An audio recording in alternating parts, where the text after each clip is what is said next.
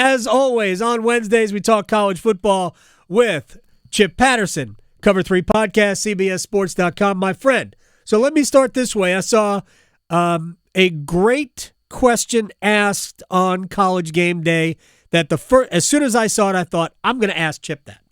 Ooh. Yes. So I don't watch College Game Day, not because I'm against it in any way. We just have our own CBS Sports HQ 11 a.m. pregame. So I have not heard this question. You're catching me cold. Let's go. I also generally do not watch College Game Day. It just so happens I was in and there were no other options because it's the international break and I had no Premier League to distract me. So let me ask the question, which is this. Right now, give me the conference that is most likely to miss the playoff. The Pac-12. See, across the board on the panel, maybe it's because they were in Seattle for Oregon at Washington. Across the board on the panel, I think you have, it's either that or the Big 12, but across the board, they said the ACC. No. So before the ACC part, let's work our way around. It ain't the Big Ten. The Big Ten is the most likely conference to get 2 in the college football playoff. Okay, yes, I would agree. The SEC, because our brains are poisoned. And the reason why the Big 12 isn't there is because I think the Big 12 has 2. Oklahoma already has the win against Texas. It has a very manageable schedule the rest of the way. Texas has an opportunity to run the table and has the win against Alabama in its back pocket.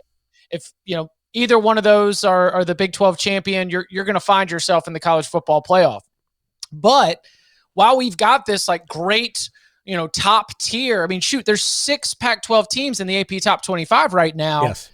I don't see a path where flaws cannot be exposed because Washington is deservedly, leading the pack right now, but Washington can get picked on. Mm-hmm. Washington could get picked off. We just need to look back a couple weeks ago when Arizona, daggum, almost did it, right? Right. So Oregon's already got a loss. USC already has the loss to Notre Dame. I just think that the path, which includes all these teams playing each other too, is just more than likely going to produce a 2-loss conference champion. If it's a 1-loss conference champion, they've got a great chance. But of the power conference teams, I do think that the Pac-12, because of how the schedule plays out for all of these teams, where they all have to play each other, probably going to catch a rematch of some sorts in the Pac-12 title game. I could see the Pac-12 getting left out. Washington still has to play at Southern Cal. They have to play Utah, and they have to play at Oregon State, which is not going to be easy because I think the Achilles on Washington is their defense is not awesome, although it certainly played relatively well against high-powered Oregon. But yeah, look, I thought the answer was the Pac-12, but I understand that Texas has the win over Alabama, but you kind of intimated that maybe the SEC isn't what we thought it was. I don't think Georgia's been laying waste to their competition. Neither Georgia or Michigan have played anybody outside the league. And neither has moved from their spots in the polls. And I don't know how the playoff poll is going to react. Oh, I do. It's going to be the same, probably. No. This is to use the selection committee's own criteria. Okay. Because they've started having me do this on CBS Sports Network on Mondays. Michigan and Georgia would not be top 4 if they released a poll on Tuesday. Their strength of schedule numbers are horrendous. My knees just got weak, Chip. Listen, this is what I would have it at. And this is using the committee's own criteria and habits. I've been tracking this. Okay, I've got good. A pretty good feel. So it would be Oklahoma 1, Washington 2, Ohio State 3, Florida State 4. Oklahoma, strength of schedule is pretty good, but they have dominated their competition. They're top 10 offense, top 10 defense, best wins, Texas on a neutral, and Iowa State, which secretly might be the 3rd best team in the Big 12.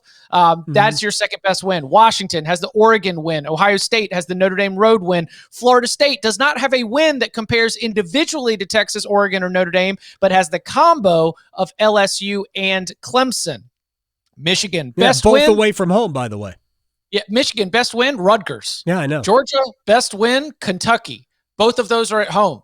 Now, the strength of schedule the rest of the way is more difficult. The opportunities, for Michigan and Georgia are going to be there to have more quality wins. But if we were using that committee's what do your wins look like? What are your strength of schedule numbers? Georgia, strength of schedule 102. Michigan, strength of schedule 113. And Michigan would be ahead of Georgia because you know what Georgia hasn't done? It hasn't dominated its competition. So Michigan has at least done that. So I give the Wolverines the edge there. But right now, if they released a college football playoff selection committee rankings on Tuesday night after Week 7's results, there would not be an SEC team in the playoff.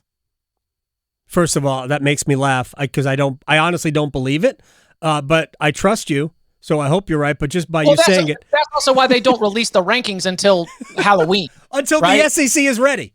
Until the SEC has said, okay. You know what? They really do. They're like, they wait for the cocktail party to finish. They're like, all right, we got to get the cocktail party out of the way. And then, we've got on the SEC on CBS game of the week. That's going to be Alabama, Tennessee. Yeah, good game. They really do wait for at least, one quality opponent for all the title contenders. So is a 2-loss Alabama still that kind of a win for Texas? Because Alabama hasn't been great. I mean, we all know, like, the truth of the matter is that there's really not a lot of difference between Alabama and Clemson. So I don't think there is. I think they're both good, and that's as far as it goes. They're not. I don't think they're upper echelon teams. Who are Alabama's? Didn't they just struggle with Arkansas? So I think that Alabama has gotten better. All right, so how about this? Let's play a game. Jaden Daniels lighting the world on fire right now for LSU. 22 touchdowns to 3 interceptions, averaging 11 yards per attempt. He is on pace to do statistical things that have not been done since Joe Burrow, Kyler Murray, like Heisman Trophy winners. He leads the SEC in passer rating. Do you know who's number 2? Oh, we're talking about Alabama's quarterback? Jalen Milroe. Because here's what they've done. They have switched that offense to his skill set. This Alabama offense has gotten better in recent weeks. Now, his skill set is let's eliminate the intermediate part of the field, okay? Mm-hmm. Swing passes or deep balls. He is go up there and just swing for the fences. And because Alabama does have the athleticism at wide receiver, they're going to either get pass interference or get a catch on a lot of those. And I think Milroe has gotten better over the last couple of games. We got better. Shout out Mark Godfrey. We got better tonight. Got better tonight. I think that I don't want to poo-poo Alabama. I think Alabama Too late, I did it. Yeah, I think Alabama's limited. I think their defense is one of the best in the country. That's something they haven't. Sounds like you just described Clemson to me. I think Alabama's quarterback play has been more reliable. I think Cade Klubnik could whoops this up at Miami. The only path to Miami winning that game is Cade Klubnik turnovers. And he's got to tighten that thing up right now. And I trust Milroe more than I trust Cade Klubnik. I think the difference between Alabama and Clemson is that Clemson's schedule is more difficult. Again, 24-21 at home against Arkansas, who's got no wins in the league and is just 2-5 overall. So I'm not look, I'm not saying Alabama's bad. I know how people are going to take that. But if Alabama drops a game to Tennessee or LSU, then they're just not they're not the normal Alabama. Now that doesn't mean that Texas's win in Tuscaloosa isn't still impressive, because it is. Well, it's not a top 5 win, right? That's what the number beside Alabama's name at the time is not what it's going to be. But Texas, in the position where Texas beats Oklahoma is likely way up there, and Alabama's still probably in the top 15. That's the thing is, Alabama's defense this year is better than Alabama's defense last year. Alabama's offense is worse than it was last year, but it continues to fall well short of the program standard that we have for the Crimson Tide.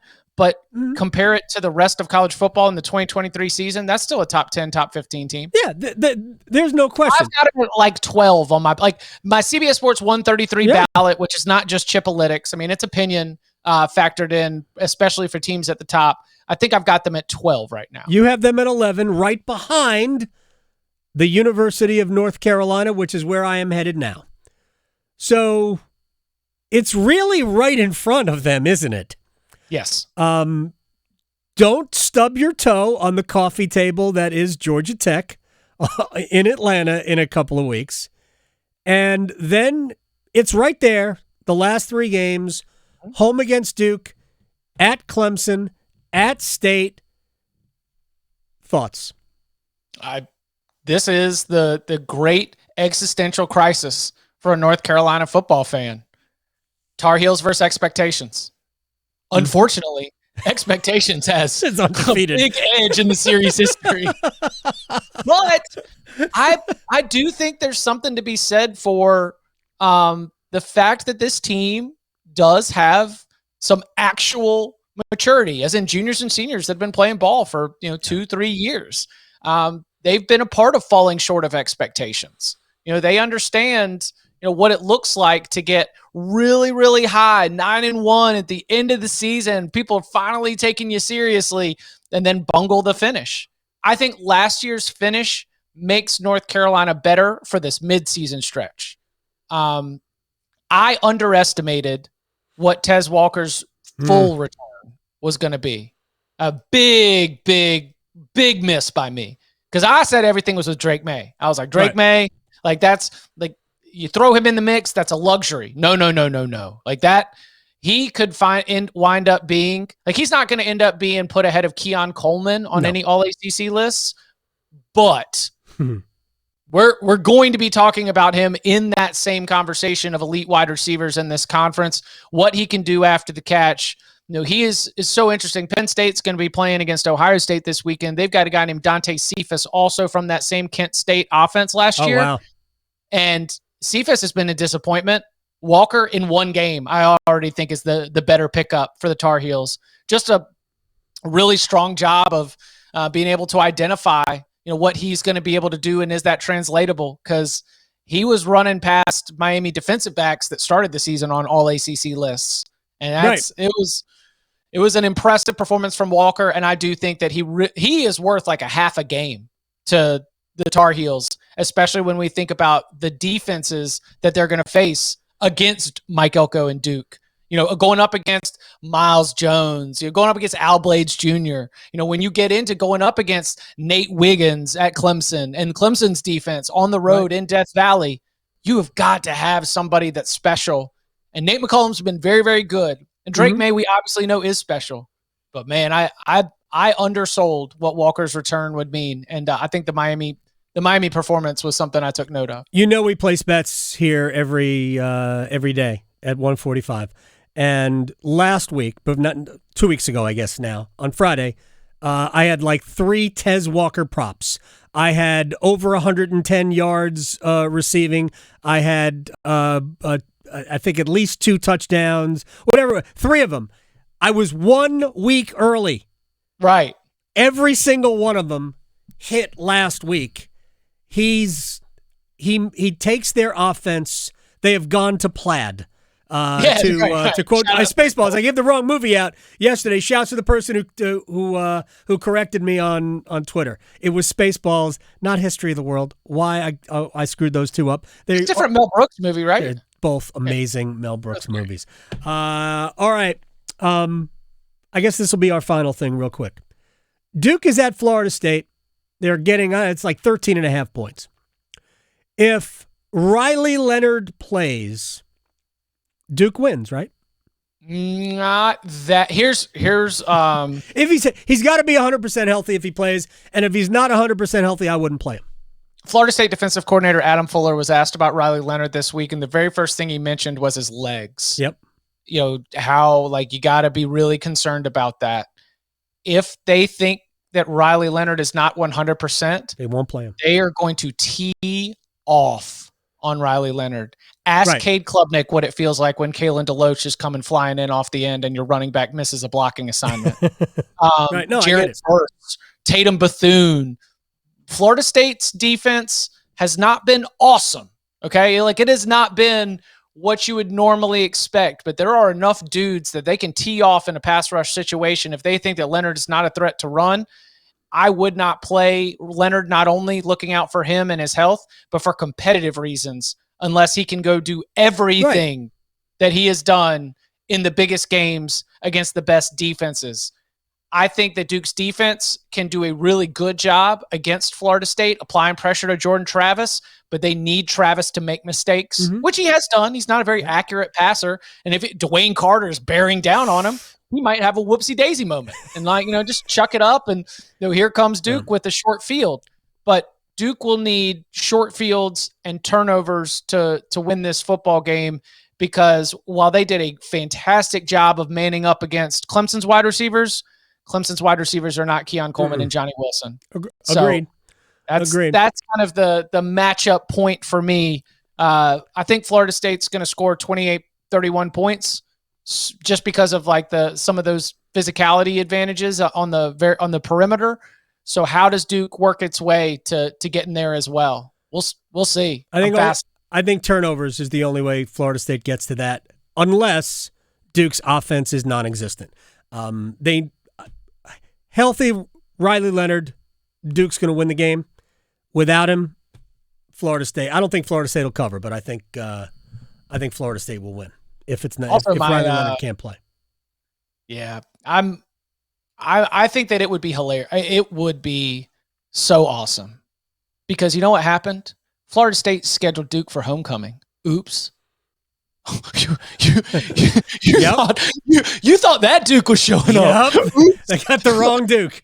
Got the wrong Duke this week. Go ask Maryland, who scheduled Illinois for homecoming last week, how that wound up. Yep. Oops. Not good. I'm kind of dropping it into existence.